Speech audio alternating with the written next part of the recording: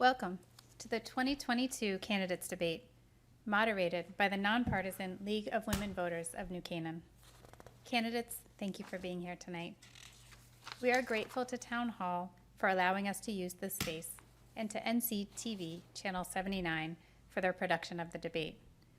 Voters, we know your time is precious, so we're hosting this in 5 separate debates so you can watch only the races that are applicable to you. A reminder that edited or partial usage of tonight's program is not permitted. For the first time at one of our debates, we are excited to welcome a select group of seniors from the New Canaan High School debate team. They got to meet our candidates tonight and will be presenting the debate questions throughout the evening. It is heartwarming to know that when asked, these students enthusiastically raised their hands and were excited about participating in our democracy.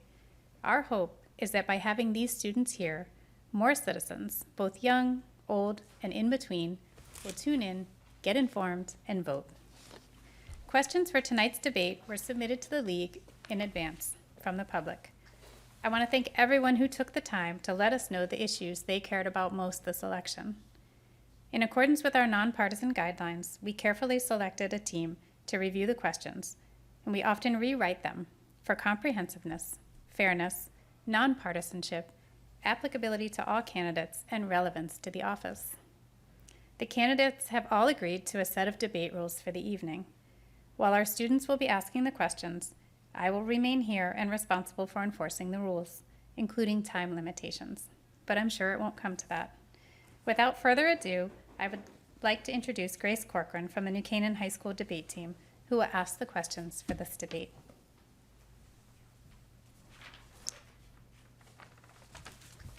Okay.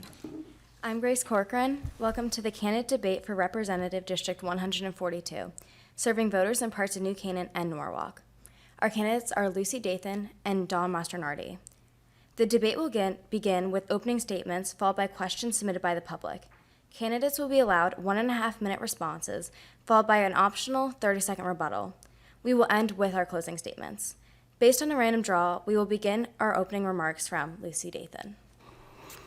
Thank you to the League of Women Voters for organizing this debate and advocating for more civic engagement, and to the co-sponsors, the moderators, and student volunteers, and Don Mastronardi for your participation, and all viewers at home. Local elections are so important and truly affect our daily lives. I am proud to represent Norwalk and New Canaan for almost 4 years as Vice Chair of the Appropriations Committee. In over 25 years as a finance executive, a CPA, and a CFO, I pride myself in strategic long-term thinking. Connecticut has made great strides in the last several years, paying down $5 billion of pension liabilities, saving $440 million a year in debt servicing, refilling our rainy day fund to record $3.3 billion, and improved bond ratings and provided stability so we can avoid tax increases. We still have a number of challenges ahead and require experience and a steady hand to manage. I look forward to building on our accomplishments and discussing them with you all tonight. Thank you. Don Mastronardi. Thank you to the League. Tonight, we need to talk about some serious issues, and I'm here to talk to you guys without notes, and I'm just going to talk plainly. This is one of the most important debates and elections that we're going to have in our lifetime, and I know you hear that said a lot about every single election. But this one is one that can turn on a dime in terms of our fiscal responsibility here in Connecticut. We hear a lot from the other side talking about how they paid down a lot of the debt. That's true. The problem is, it's like an arson setting a fire to a house and then throwing water on it and taking credit for it. For 40 years, one party has ruled this state. We need change. I'm a fiscal conservative who believes in limited government, and you're going to hear a lot of talk about the abortion issue tonight. I'm a pro-choice, limited government fiscal conservative. I'm not going to be involved with this scare tactics and fear mongering. I'm going to talk up straight, and I'm going to talk about the values and issues that are important to the state. Okay. Thank you both. We will now start with our questions. The first question is, 30 years after Statute 8030G on affordable housing was enacted, less than a quarter of Connecticut towns meet the target of having 10% of housing stock deemed affordable. What do you think are reasonable affording housing goals for Connecticut, and how would you achieve them? We will begin with Lucy Dathan. Thank you very much. Towns want local control, and I want to enable towns to build from moratorium to moratorium. And that is the target, not 10%. We need affordable housing, especially for our young people and for seniors to stay in our communities. Not only is it good for our towns, it is good for our local economy. 830G should be reformed, and I think that the state should be thinking about how we can support towns to get to these moratoriums versus the other way around. We need more Canaan parishes, plenty of green space. No one wants a predatory builder to come to their community. I have concerns on the Weed Street and Hill Street developments due to their lack of green space. And I have stood strong against my party on zoning issues in the past. I voted no on HB 6107, a one-size-fits-all to all of our towns. And I was really concerned that this would not help communities really achieve the moratorium thresholds in an existing, meaningful way. So I look forward to additional discussion on this issue tonight because I know it is so important to our community, and thank you for that question. You're welcome. Now we have Don Mastronardi. I'm going to be clear on this. I think 830G is an awful law, and we should repeal it immediately. We talk about having a top-down approach coming from Hartford, and I disagree with that approach wholeheartedly. I'm a bottom-up person. I believe that we need to make sure that we have local control and take on builders like Harp who want to ram through affordable housing on the backs of the people that live here in this town. As somebody who started here in Norwalk or lived in Norwalk before moving to New Canaan, I can tell you what overbuilding has done in Norwalk, what it's done to our schools, what it's done to our infrastructure, what it's done to the sewage that's getting dumped into the Sound right now. We have some serious issues that we need to address, and affordable housing is one of them. But having a top-down approach from Hartford is not the way to go. I'm glad to hear Lucy say that she's against this bill, but the problem is her party is for this bill. Their party believes in ramming through these kind of things and pushing these things into towns. I disagree with that approach. I think people are better off making decisions at the local level. I think we can do that here in New Canaan. I think we've been on the right track with certain things like parishes she's talking about. But again, we don't need these huge monstrosities coming in and making New Canaan into a city. It should remain a town, and it should remain having great schools, which are what keep our property values up. And if we continue to overbuild, we're going to have issues, and we cannot continue to go down this path. 830G needs to go, and we need to pull it from its roots. Lucy Dathan, a rebuttal. Yes, thank you very much. Well, I'm glad that we're all on the same page about having local control, but I am a little bit concerned when people said that they want to repeal a law without having something to replace it with. We need to figure out how we are going to address affordable housing. I go to doors where 25-year-olds, 30-year-olds are still living with their parents because they can't afford to find anything affordable in this area. It is important for our community, it is important for traffic, and it's also better for our environment to have families live in locally. Okay, Don Mastronardi. It's simple. You have town control that dictates how they want their towns to have the local zoning. And you make Connecticut more affordable by cutting taxes and keeping government efficient and small. Your party has not done that. Your party's a big government mentality that's made Connecticut the second largest tax state in the country, and that's why people can't afford and they gotta live with their parents. If we cut taxes and we make it more affordable for people to be here, we wouldn't have to have parents or kids living with their parents when they're 30. Okay, we will move on to the second question. The second question is as follows. All states need revenue to provide services. What would you change about the ways Connecticut generates its revenue and how it spends it? Don Mastronardi. This is a good question. As a business owner, I can tell you that a lot of the taxes come from people like myself, whether it's payroll taxes, property taxes, income taxes, and then the jobs that we create, those people pay into the system. How do we make the system more affordable for people? We have to stay nimble, but yet if we need revenues, that should be coming from making Connecticut a business environment, a more open business environment. Connecticut's lagging behind the rest of the country when it comes to business development, job growth, all this stuff since the pandemic. We continue to spend money we don't have. We continue to slam on the businesses and tax the businesses like mine. We put taxes on our meals, we put taxes on our cars, we put taxes on everything. The problem is we have government that's too big.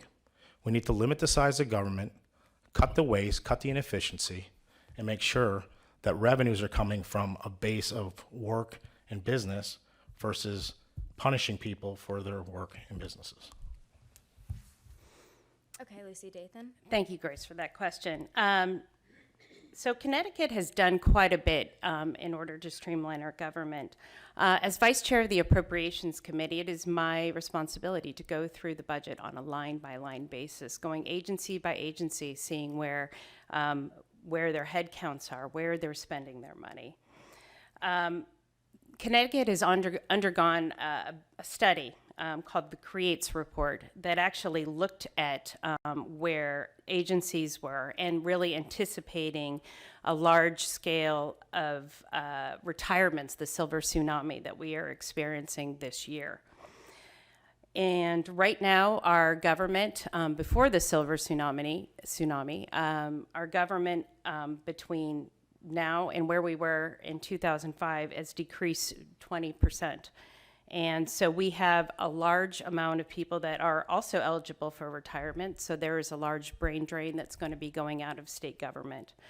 We can all see how over the past 4 years, government has been made more efficient. We look at DMV. It used to be the big joke of where are you going to spend your day? Oh, at the DMV. And you would take a half a day off work. Now that joke is over because you're in and out of the DMV within 15, 20 minutes, half hour max if you're getting your car renewed. Okay, where we'll begin with our rebuttals. Don Mastronardi. I'm a little baffled when Lucy says that government's actually gotten more efficient and smaller, because under the Democrats, it's only gotten bigger and bigger and bigger. This past year, they just passed bonuses and raises for state workers that are going to cost us over the next 4 years $1.8 billion. They gave themselves raises of $12,000. They raised taxes on businesses. They put this meals tax in an extra 1%. So for them to say that they're getting smaller, more efficient, it's just not true. Okay, Lucy Dathan, your rebuttal. My opponent talks about the CBAC agreement and the renewal that was done this year. If we had chosen not to do anything, it would have cost another $230 million because the vote was about renewing contracts for pay, and the amounts that we were negotiating were less than earlier amounts that were negotiated for other CBAC agreements. So there was an agreement that we had of 2.5% versus 3.5%. Thank you both for your responses. We will now move on to the third question. Connecticut is one of the few states that does not allow a no-excuse early voting, and our legislator cannot consider early voting measures without a change to our Constitution. The November 8th ballot will ask voters if they approve such a change to our state constitution. Many voters want to know if they vote yes, what early voting measures a candidate will support. What is your position on early voting, and if elected, what specific early voting measures would you support? We will start with Don Mastronardi and Lucy Dathan. Thank you, Grace. We are one of 4 states that don't allow early voting, and we're some of the most restrictive. We're more like states that just don't have options in this. We need to offer more choices for people to exercise their democratic right, because we all know that if we have more people that participate in elections, we are going to have more democratic involvement. And we need to ensure that Connecticut citizens have more than just the one day between 6 a.m. and 8 p.m. to cast their ballots. Not only will this ballot measure make voting more accessible to every eligible voter, it will also decrease lines on election day. It will ensure accuracy for tallying, and moreover, it'll increase security and prompt election day results.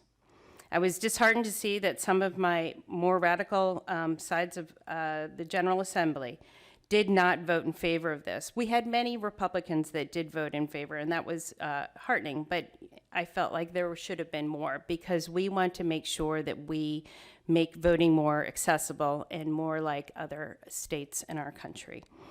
It is important that we do what we can to help everyone have that access to every authorized person to have access to the polls. Okay, Okay, Don Mastronardi. For me, in terms of early voting, I would have to see the details of it, but I'm always for more democracy, not less.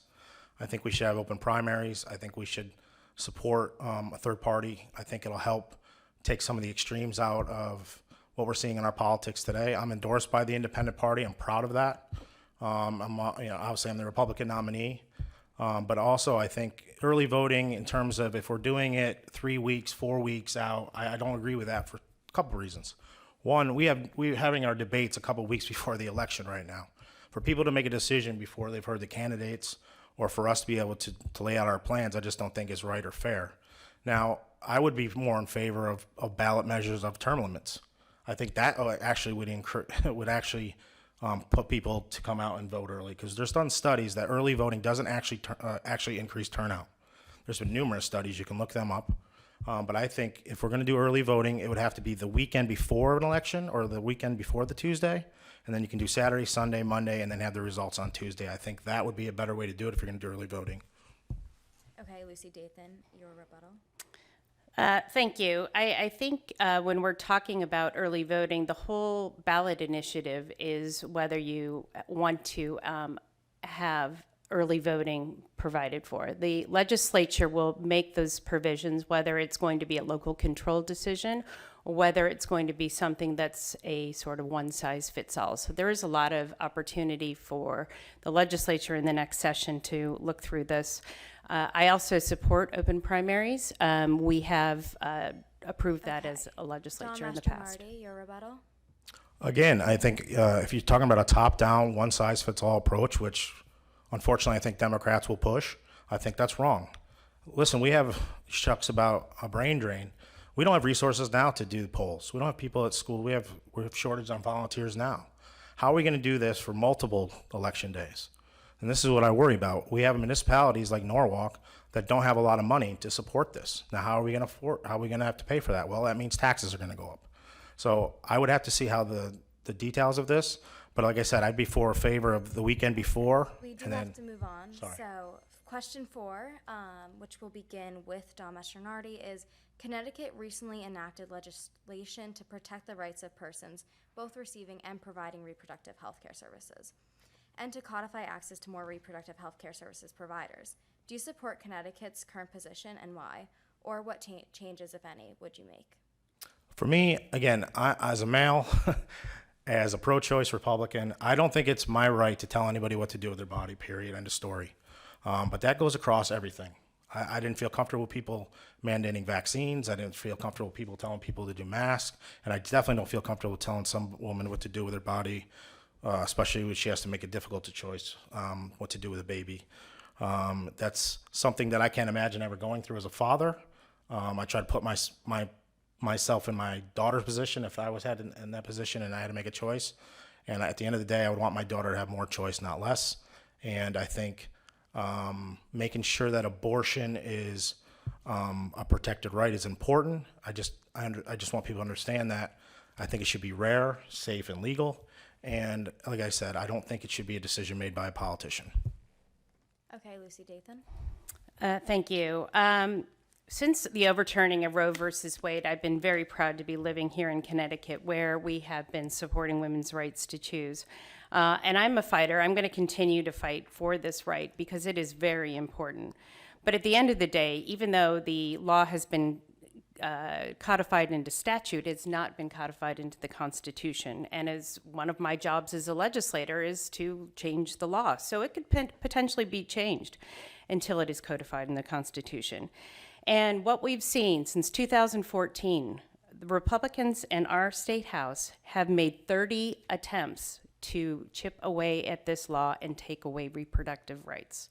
So what's next? Do we have issues with LGBTQ rights and marriage equality? What about Griswold and our legal rights to contraception? And what about the loving and legal rights to interracial marriages? Even the ACA could be challenged if we go down that road. And I pledge that I'm always going to make sure that every Connecticut woman will always have the right to choose. I've been endorsed by Planned Parenthood. I've been endorsed by Connecticut National Organization on Women. And I want to make sure that access to health care is unconditional in our state.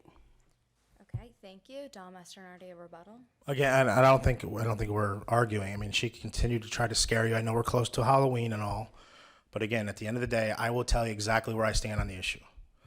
I think abortion should be protected. I don't care about telling a woman what to do with her body. It's not my place to do that. And we can continue to have these debates on this, but it's a scare tactic that you're going to hear over and over and over again. We have bigger issues to deal with. Abortion ranked 6% in today's on News 12 today on issues that people cared about. People care about inflation and putting food and gas in their car. Dathan's rebuttal. 30 times. That's the number of times we have seen just in the last several years where people are trying to take away these rights in our state of Connecticut.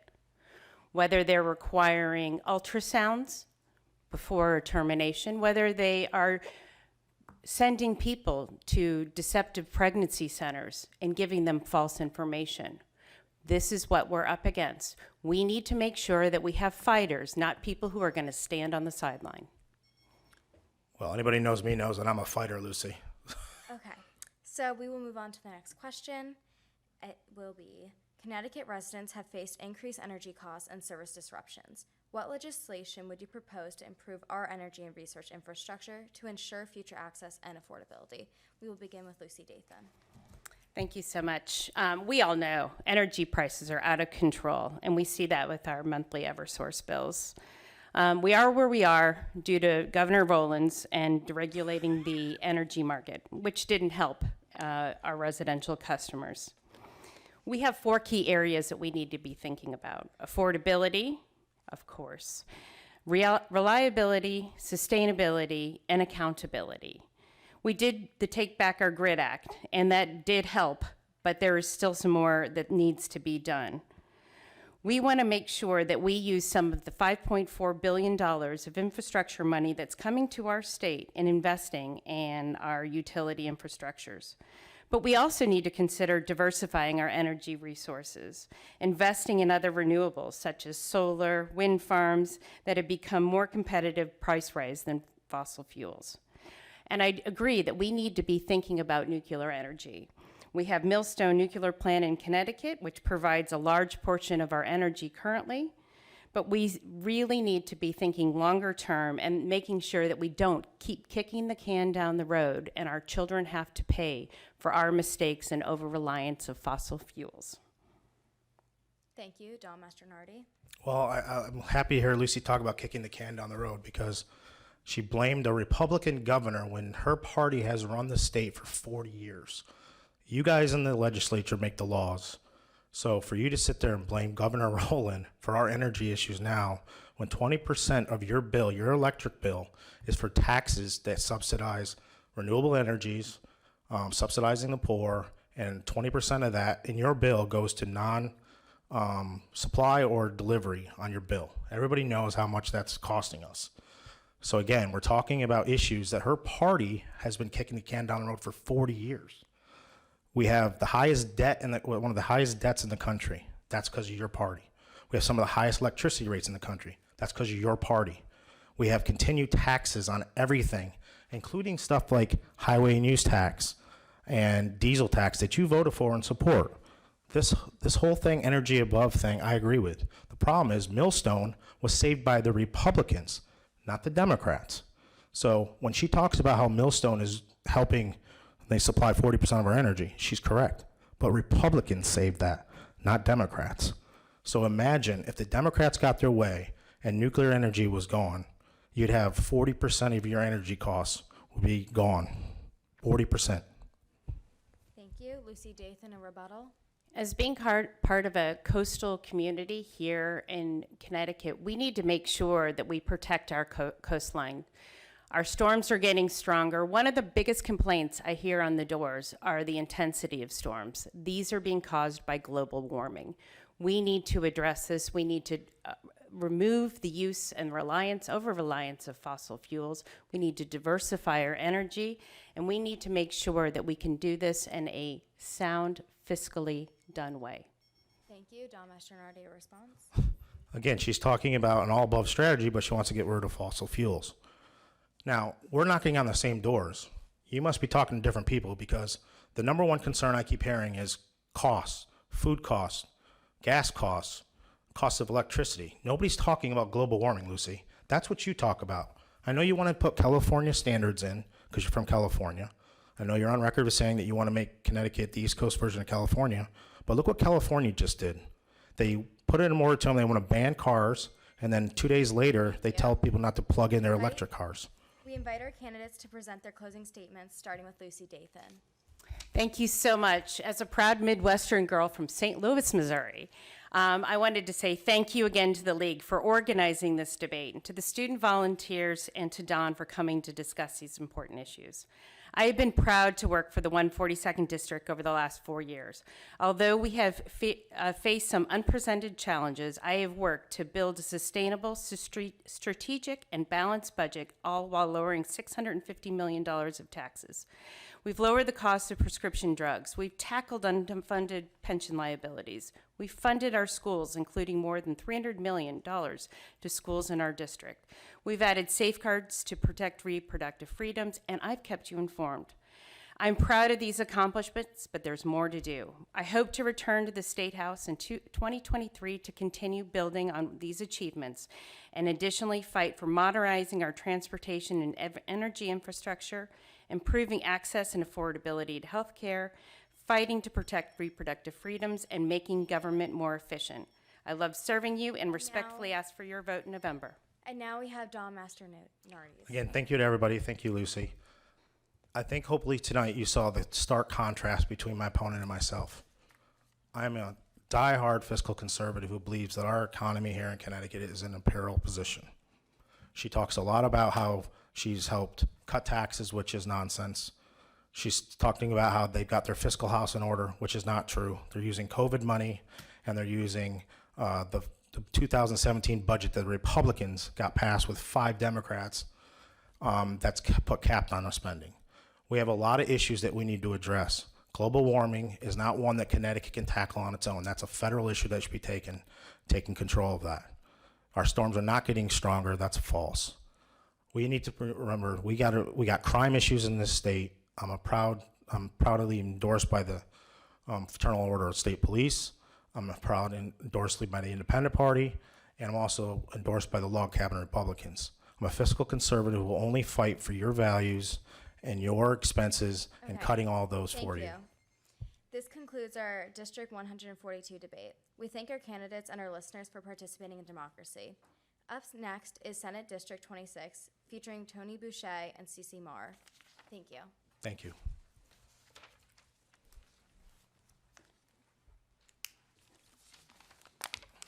Thank you again, candidates, for participating tonight, and a big thank you to Grace Corcoran. Thank you for being brave enough to volunteer and ask the questions for us. We hope you are inspired to become a lifelong voter. Viewers, please be on the lookout for our nonpartisan voters guide, which should be in your mailbox soon. The voters guide is just one of the many activities the League does in New Canaan, including voter registration, sponsoring civics education in the school, supporting internships, scholarships, and of course, running this debate. At a time when polarizing views and rhetoric can be the norm, it's wonderful to be here together tonight, hashing out issues in a civilized and thoughtful manner. Thank you both.